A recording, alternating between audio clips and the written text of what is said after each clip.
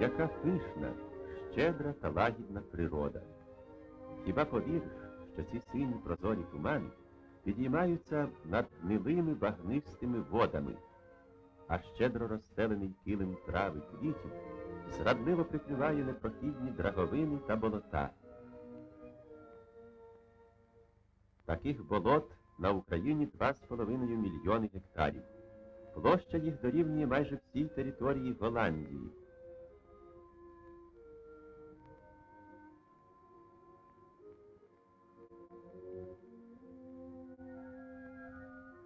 Долина річки Ірпінь. Ще 3-4 роки тому тут пустувало 10 тисяч гектарів заболочених земель.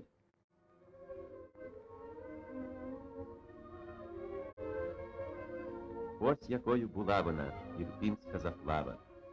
Залиті стоячими гнилими водами, зарослі кущами, очеретом та осокою, великі площі гиблих місць, мочарів та драговин.